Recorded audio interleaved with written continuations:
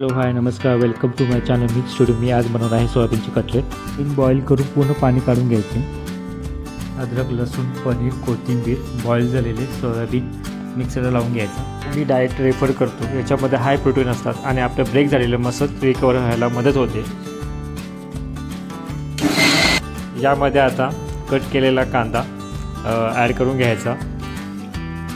त्यानंतर त्याच्यामध्ये तिखट हळद गरम मसाला मीठ ॲड करून घ्यायचं आणि त्यामध्ये थोडंसं बेसन ॲड करायचं आणि चांगलं मिक्स करायचं. त्यानंतर त्याचे छोटे छोटे कटलेट तयार करून घ्यायचे.